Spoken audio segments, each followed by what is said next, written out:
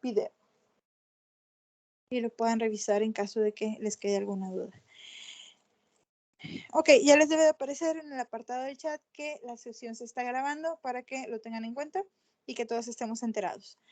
Cuando estamos midiendo directamente lo que son carbohidratos, hay muchas maneras porque ahora sí que estamos en una cantidad impresionante de productos que pueden estar conexos directamente con lo que son nuestros carbohidratos. Entonces, desde este punto de vista, nosotros tenemos que ir visualizando, pues, qué carbohidrato nosotros queremos estar midiendo al momento en que vamos a estar trabajando.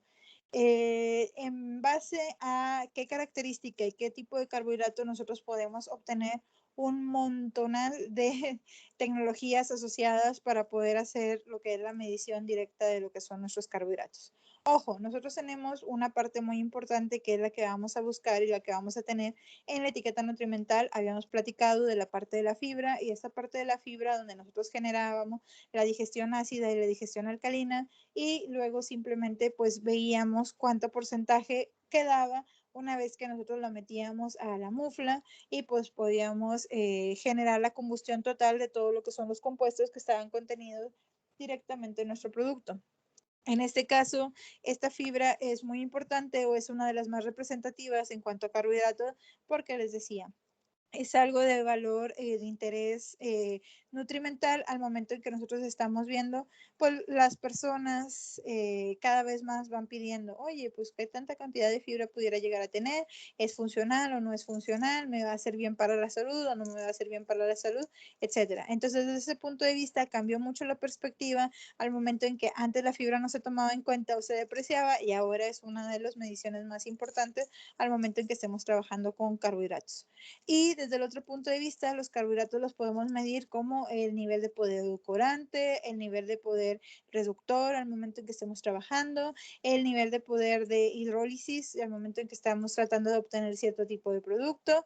Y hay muchas maneras. Podemos medir desde los monosacáridos más pequeños, oligosacáridos, ya sea di, tri, tetra, heptasacáridos, que van a ser la conjunción de diferentes cantidades de lo que son nuestros monosacáridos, que recuerden que es la unidad más pequeñita, hasta ya ahora sí tener los polisacáridos y las degradaciones que vienen referente a estos polisacáridos que nosotros podemos estar viendo. Celulosa, hemicelulosa van contenidos directamente en lo que es la cuestión de fibra, que son de los polisacáridos más utilizados dentro de la industria, y la parte de pectinas y la parte de gomas y la parte de todo eso, pues ya se va midiendo en técnicas específicas al momento en que nosotros vamos a visualizar. Entonces, vamos a empezar con dos técnicas que se van a llamar exactamente igual, que se van a llamar carbohidratos totales. Ojo, cuando nosotros estamos hablando de los carbohidratos totales, pues nosotros, la idea sería que nosotros vamos a medir todos los carbohidratos que pudieran estar contenidos en nuestros alimentos. Más sin embargo, pues sí sabemos que esta acertación, en este caso, esta afirmación tiende a ser un poquito, pues, en un área gris, vaya.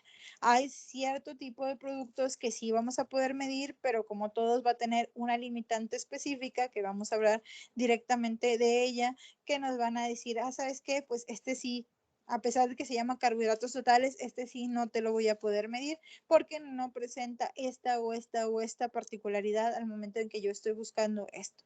¿Cómo es que vamos a medir los carbohidratos totales? Una de las primeras formas que nosotros estamos buscando es ¿cómo se llama? La degradación de estos carbohidratos, sobre todo a partir de oligosacáridos o polisacáridos que nosotros estuviéramos trabajando en soluciones simples. De esta manera nosotros vamos a poner un compuesto cromógeno y vamos a poderlo medir mediante lo que es una electroforesis, espectrofotometría o algún tipo de cromatografía que nosotros pudiéramos estar utilizando al momento específico de lo que es, pues, ¿cómo les pudiera decir? La revelación de lo que son este tipo de compuestos.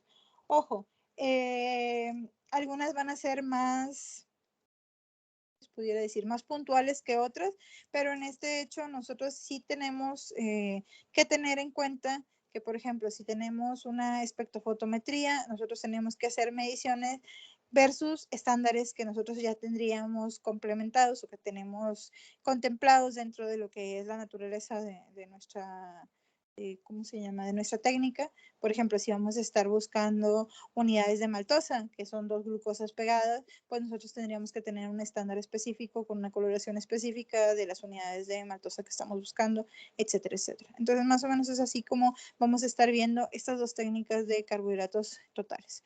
Entonces, el método de fenol sulfúrico pues fue propuesto por Du Bois en 1956 y se fundamenta en que los carbohidratos son particularmente sensibles a ácidos fuertes y altas temperaturas, es un hecho. Bajo estas condiciones, una serie de reacciones complejas toman lugar, empezando con una deshidratación simple. Si se continúa el calentamiento y la catálisis ácida, se producen varios derivados del furano que condensan consigo mismos con otros subproductos para producir compuestos coloridos, productos de la condensación de estos mismos compuestos fenólicos y de algunos compuestos fenólicos con algunos compuestos derivados de lo que es el nitrógeno. Entonces, desde el punto de vista, cuando nosotros estamos viendo lo que se va, la serie de reacciones que se van a ir dando, van a estar de la mano de lo que es el ácido fuerte y altas temperaturas. ¿Qué vamos a lograr con esto? Hay una reacción que se llama la reacción de Maillard cuando nosotros estamos trabajando en lo que es la transformación de nuestros azúcares en el área de alimentos, donde nosotros tenemos un azúcar reductor que va a actuar con un aminoácido y en este caso se va a transformar y nos va a dar coloraciones desde amarillo hasta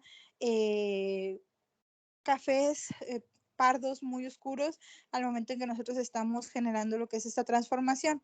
Ojo, lo voy a poner en una reacción muy simple. Cuando nosotros trabajamos, no sé, nosotros compramos una barra de pan blanco. Este pan blanco que venden, y ahí ustedes inserten el nombre de su pan blanco favorito, este pan blanco que venden en forma de cuadrado. Entonces, este pan blanco, nosotros tomamos lo que es la rebanada, la llevamos a un tostador o la llevamos a un sartén y automáticamente una plancha de calentamiento, vaya cualquier cosa, automáticamente la dejamos caer o la metemos dentro de lo que es nuestro tostador. Al momento en que nosotros la ponemos en contacto directo con lo que es la temperatura, muchos de los reactivos que van a estar asociados con lo que son los carbohidratos contenidos en nuestro producto van a empezar a generar lo que es esta reacción. Esta reacción de Maillard nos va a generar varias cosas. Nos va a generar ese olor intenso que nosotros estamos respirando que huele a pan tostado. Entonces, al momento en que ustedes lo van a tomar, esa rebanada de pan y la van a llevar a este tostador, ustedes no tienen ningún olor, tienen un olor más que neutro por el hecho de que el pan pues no desprende un olor muy fuerte.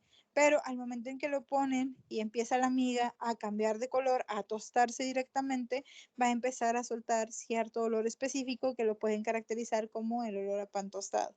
Entonces, desde este punto de vista, ustedes ven que va a cambiar directamente de lo que es el color. Nosotros tenemos una miga que es blanquecina y ahora vamos a tener una miga que es café. Está dorada o tiene una coloración más parda. Si nosotros seguimos calentando, ya sea una plancha de calentamiento, un sartén, inserte el equipo que quiera para hacer pan tostado. Ajá. Si nosotros seguimos calentando y lo dejamos directamente con esa temperatura, vamos a pasarnos completamente y se van a empezar a formar coloraciones negras. Entonces, estas coloraciones negras van a también tener un aroma, un color, un sabor específico al momento en que estemos trabajando con eso. Entonces, esto es algo muy normal que nosotros lo vemos día con día, pero al momento en que vemos, obviamente son reacciones bastante complejas al momento en que estamos viendo la química directamente de las transformaciones de este pardeamiento. Pero en base a eso, de una forma muy simplificada, ustedes pueden hacer la relación, la correlación de la información, porque todo el mundo ha visto un pan que se va tostando ligeramente a través de lo que es ¿cómo se llama? El calentamiento que nosotros estamos generando. Entonces, desde ese punto de vista, en ese tipo de reacciones, donde nosotros generamos esos reactivos, en este caso cromógeno, donde nosotros estamos viendo ese pardeamiento del tostado que nosotros caracterizamos con nuestro pan, pues así es como trabajan lo que es esta metodología de carbohidratos totales. Nosotros vamos a empezar a generar esa serie de compuestos y derivados, tanto compuestos volátiles que nosotros podemos asociar a ciertos olores característicos como esos colores que se van dando directamente en el alimento. Entonces, la condensación más común es con fenol. Este método es fácil, eficaz y rápido. Todos los azúcares como oligosacáridos y polisacáridos pueden ser determinados, recordando que estos bajo hidrólisis ácida producen monosacáridos. La forma en que procede la reacción no es estequiométrica y depende de la estructura del azúcar, por lo tanto, se realiza una curva patrón. Entonces, aquí se llaman carbohidratos totales porque la gran mayoría de oligosacáridos y de polisacáridos pueden ser medidas porque por medio de lo que es la hidrólisis nosotros vamos a poder romper lo que son las moléculas a los monosacáridos que nosotros tenemos. Entonces, por ejemplo, nosotros tenemos un polisacárido, en el caso del almidón, estas moléculas son puras glucosas que están obtenidas o ordenadas directamente para formar lo que es la estructura del almidón. Entonces, al momento en que nosotros hiciéramos lo que es este calentamiento y la transformación, nosotros vamos a ir rompiendo estas unidades de glucosa hacia que sean libres. Ajá, entonces nosotros vamos a obtener puras moleculitas de glucosa que vamos a poder estar midiendo directamente con una curva estándar o un patrón.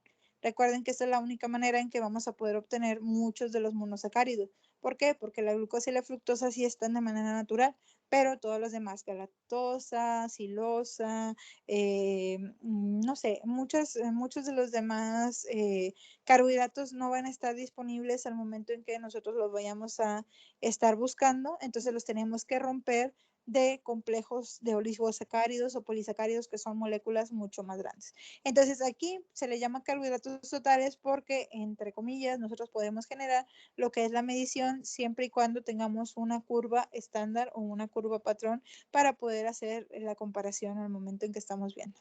Entonces, este es un método visiblemente cualitativo, pues cuando la cantidad de muestra reacciona primero con fenol y luego con ácido sulfúrico, este es el ácido fuerte que nosotros estamos poniendo, presentan un cambio drástico de color, donde la intensidad naranja de este es proporcional a la cantidad total de carbohidratos presentes. Esta absorbancia puede ser medida en un espectrofotómetro con una longitud de onda de 490 nanómetros y la concentración total de carbohidratos de las soluciones problema se mide respecto a una curva estándar preparada con distintas concentraciones de algún azúcar específico. Entonces aquí podemos medir carbohidratos totales porque podemos medir con una curva estándar de galactosa, una curva estándar de directamente de glucosa o de otro tipo de compuestos para nosotros poderlo estar viendo, de manosas o de un montón de cosas. Entonces aquí nos presta mucho a que nosotros tengamos que ir manipulando o ir generando lo que son nuestras curvas estándar para ver si están presentes. ¿Qué es tardado? Sí. ¿Por qué? Porque podemos tener un montón de átomos, en este caso un montón de monosacáridos, pero pues tenemos que ir midiendo contra todas las tablas. Entonces, a lo mejor no vamos a tener glucosa en el primero, pero sí vamos a tener una galactosa presente. Entonces, nosotros tenemos que hacer la comparación de las curvas para ver si realmente es que estamos teniendo ese tipo de carbohidrato.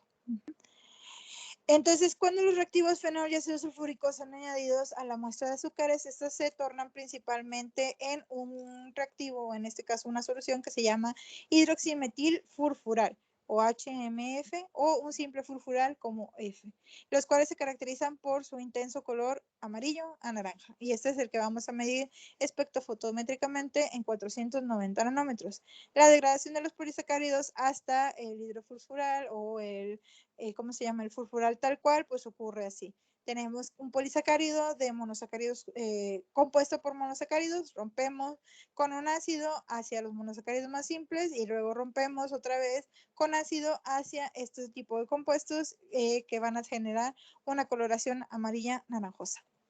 Entonces, este método ofrece ventajas como la simplicidad del mismo, su sensibilidad a muy bajos niveles de azúcar, alrededor de 5 microgramos, no existe interferencia con proteínas, los reactivos son baratos y son estables.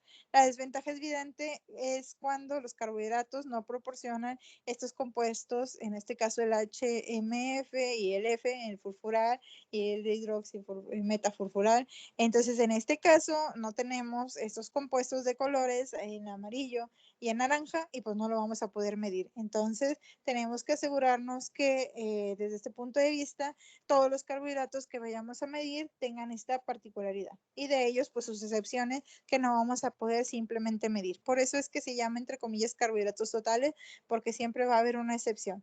de fulanito, prenganito, sultanito, estos no se pueden medir porque no presentan estas características al momento en que nosotros los estamos tratando con este ácido específico. Entonces es una misma técnica y de ahí nada más haciendo la curva estándar o la curva patrón, pues puedes medir todos los monosacáridos que tú quieras, siempre y cuando presenten esta coloración específica, amarillo, naranja. Una vez que vemos esto, vamos a ver otra técnica que también se llama carbohidratos totales y aquí tenemos un montón de técnicas que claman ser carbohidratos totales. Entonces, aquí hay una técnica, esta es hiper sencilla. Aquí lo que nosotros vamos a hacer es medir lo que es un índice de refracción. ¿Qué es el índice de refracción? Cuando la radiación electromagnética pasa de un medio a otro, cambia de dirección, se dobla o se refracta. La relación entre el ángulo del índice al seno del ángulo de la refracción se llama índice de refracción. Entonces lo que nosotros vamos a hacer es que por medio de la infracción de un tipo de luz específica a lo que es, en este caso, un aparatito que nosotros tenemos, nosotros vamos a poder medir la cantidad de carbohidratos que pudiéramos estar teniendo. Nada más que aquí lo que hay, y ellos hicieron es, pues no podemos tener un refractómetro para todos y cada uno de lo que son nuestros compuestos. Entonces lo que hicieron es que el manual, el refractómetro manual, va a estar calibrado para sacarosa, que es la más utilizada, que es el azúcar de mesa, el azúcar común que nosotros estamos encontrando en cualquier supermercado. Entonces ese está calibrado para la sacarosa específicamente, pero si nosotros queremos medir más tipos de carbohidratos, pues tenemos que optar por una, ¿cómo se llama? Una medición un poquito más automática, ya una maquinita que nos dé directamente lo que es un número específico para estar midiendo y para estar haciendo las correlaciones con los diferentes carbohidratos. Ojo, todas estas son cualitativas, no nos van a decir específicamente cuánto tenemos de cada uno. Nos van a decir hay o no hay, pero no cuánto. Entonces, el índice de refracción varía con la naturaleza del compuesto, con la temperatura, con la longitud de onda de la luz y con la concentración del compuesto. Entonces, nada más tenemos que tomarlo en cuenta al momento en que estemos generando lo que es la técnica. Y desde este punto de vista, el uso del índice de refracción determina concentraciones y pues va a ser bastante preciso, solamente para sacarosa u otras sustancias puras que les digo que son como la sustancia ideal, lo que siempre nosotros estamos utilizando. Cada vez más existen carbohidratos de interés de aplicación en alimentos, pero por el momento la sacarosa ha sido invencible y es la que da el calibre para lo que son este tipo de refracciones al momento en que nosotros estamos incidiendo lo que es la luz. Aquí nosotros podemos ver en lo que son las imágenes un refractómetro que es digital, el del lado derecho y el del lado izquierdo. Nosotros podemos ver lo que es un refractómetro manual al momento en que nosotros vamos a generar la medición. Y ojo, en la siguiente diapositiva vamos a poder ver lo que es el uso y funcionamiento del refractómetro manual. Este de lado también es un refractómetro manual, por decirlo de alguna manera, porque no es una máquina que esté establecida, que nosotros la podamos tener en una superficie, claro que sí se puede poner, pero esta está como para llevársela al campo donde nosotros estamos trabajando. Ojo, no estamos hablando del campo de cultivo, sino simplemente al área donde nosotros vamos a generar la productividad de nuestro alimento. Entonces ahí donde estamos produciendo, pues ahí la llevamos y automáticamente podemos medir lo que es el índice de sacarosa que todos pudiéramos tener, o al darnos un valor específico, pues nosotros podemos ir buscando en tablas dependiendo del tipo de azúcar que sabemos que está contenido en lo que es nuestro alimento.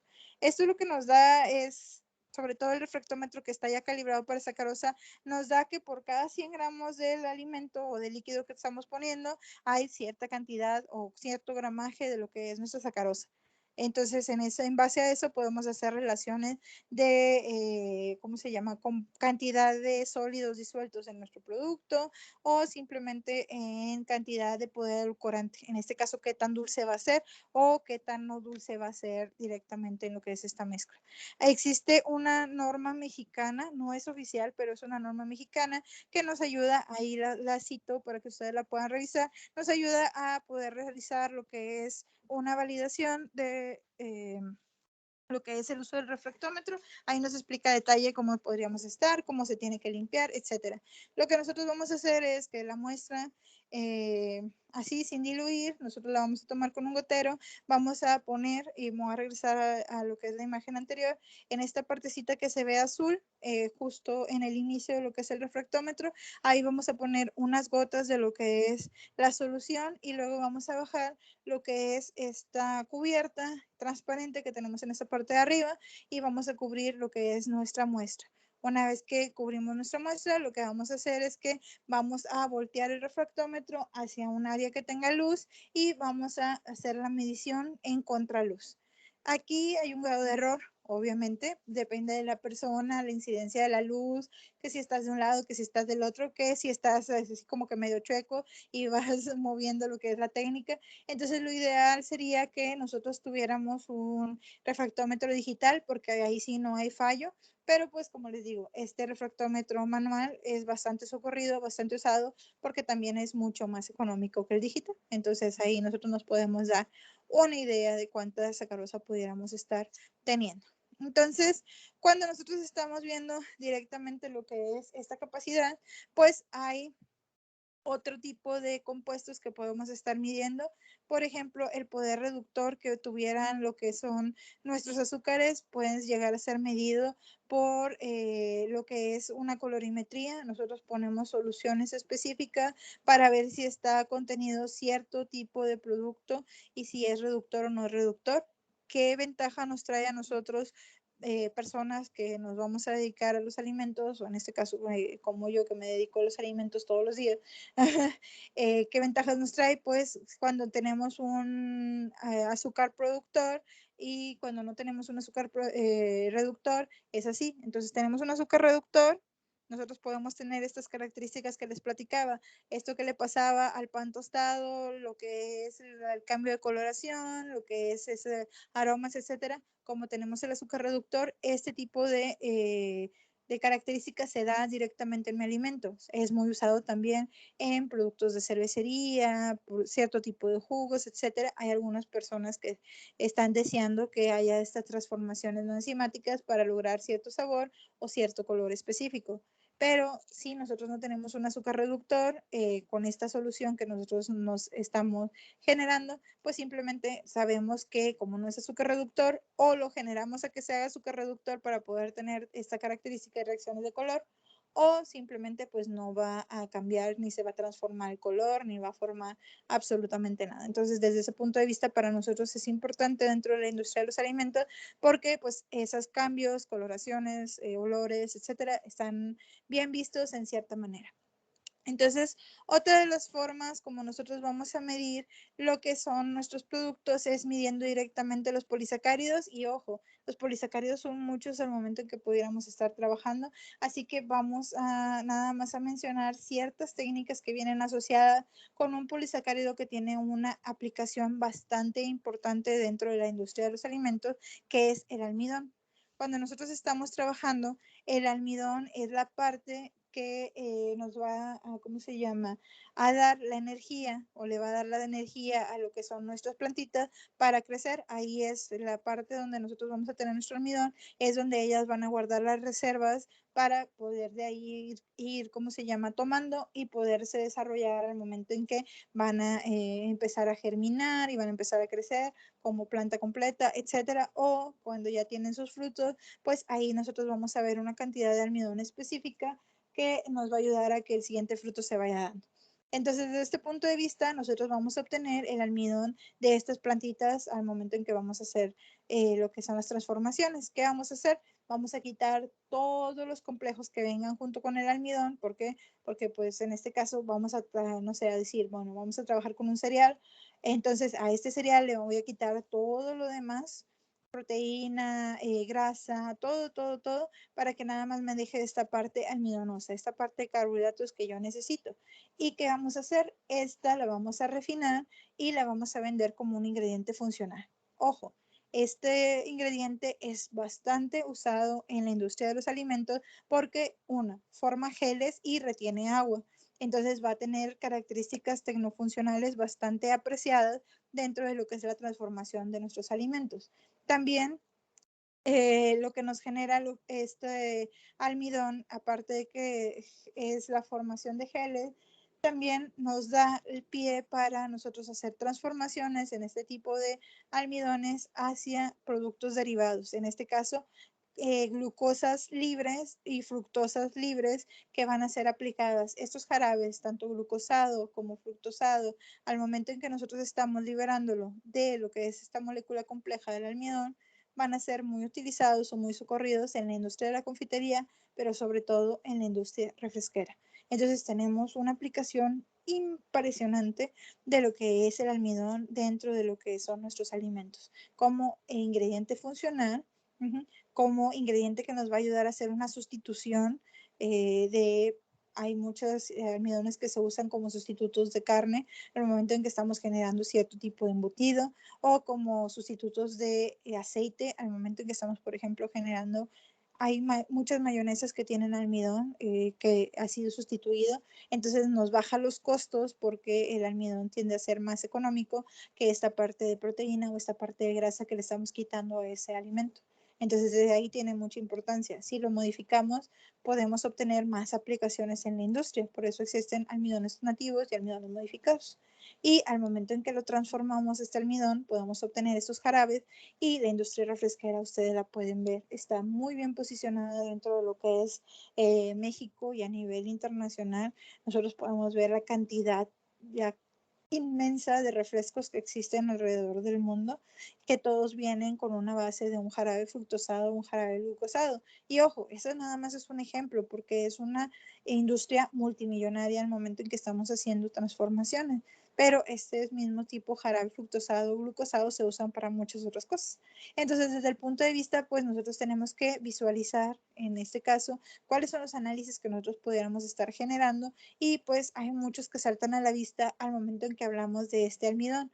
¿Por qué? Porque, pues como les digo, la aplicación es importantísima cuando estamos hablando de todo lo que son los carbohidratos. Entonces, por eso es que se van manejando. Y entonces no voy a ahondar mucho en cada una de ellas, nada más quiero que conozcan algunas de las técnicas que se pueden mencionar, por si algún día ustedes tienen una necesidad y sepan que existe una técnica así.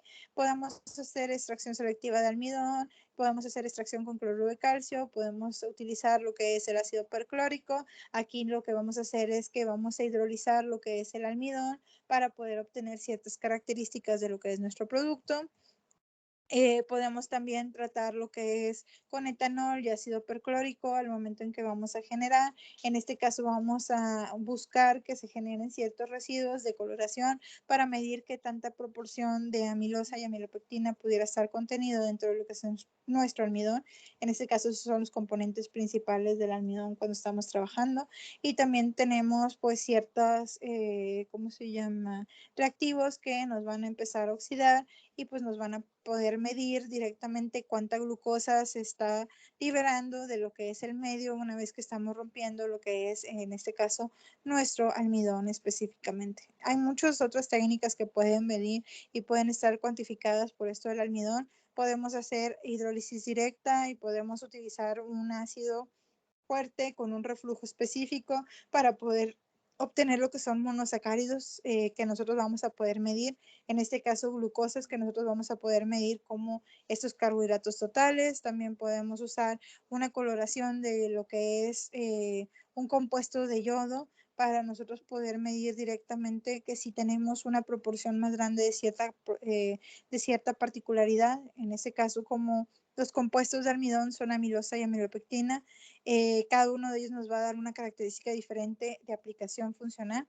Entonces, pues a lo mejor es deseable que en ciertos alimentos tengamos más amilosa que amilopectina, o al revés. Entonces, con una coloración así directamente con yodo podemos medir la diferencia entre una y otra.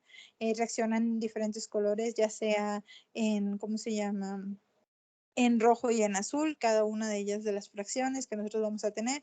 Y hay un montón más asociadas con lo que es la cuantificación o la medición directamente de lo que son los almidones. Y aquí podemos insertar todas las que van para celulosa, todas las que van para hemicelulosa, todas las que van para pectina, todas las que van para, y elijan el polisacárido de su elección y pueden utilizar y pueden ir buscando todas las técnicas conexas de cada uno de ellos. Entonces se hace muy complejo al momento en que nosotros podemos seleccionar una como la más universal, le llamamos carbohidratos totales, aquella que mide más carbohidratos a nivel más, ¿cómo se llama?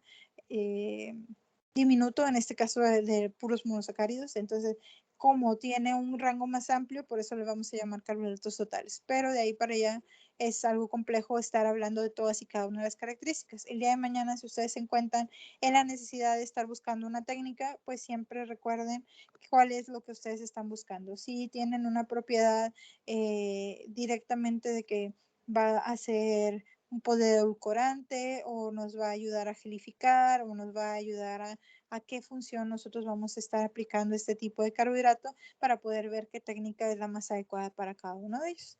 Y una vez que estamos viendo lo que es esto, pues más que todo es para que se den cuenta, como todos los demás ejercicios anteriores, es pues que ustedes se den cuenta pues la cantidad conexa de tecnologías, en este caso análisis que nosotros pudiéramos estar utilizando en relación a la cuantificación de lo que es el almidón en general. Entonces, una vez que ya terminamos de ver esto, lo que vamos a ver es la última, ahora sí, la última parte de lo que es la determinación del análisis bromatológico, y con esto habremos concluido completamente el análisis bromatológico de principio a fin.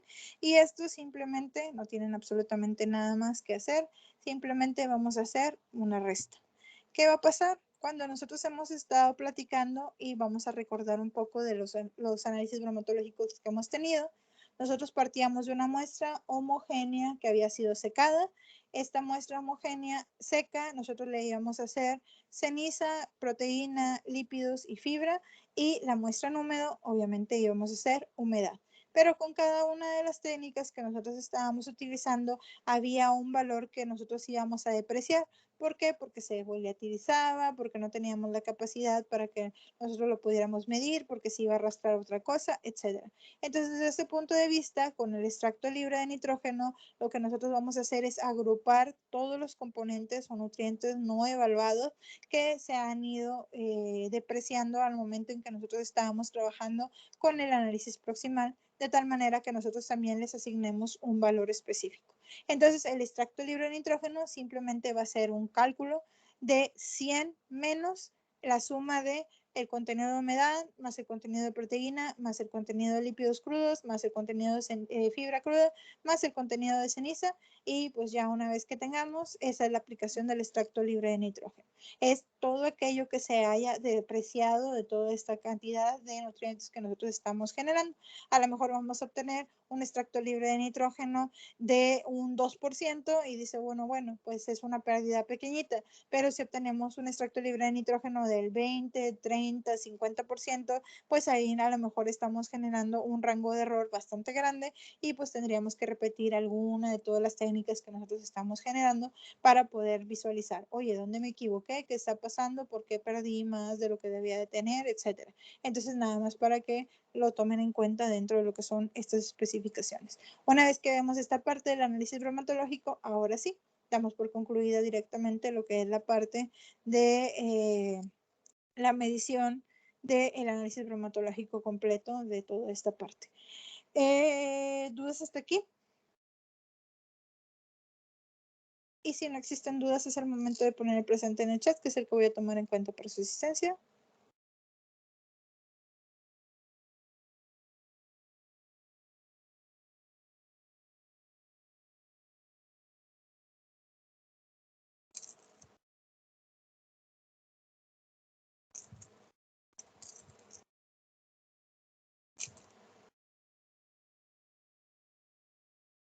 Ok. La mayoría puso presente. Perfecto.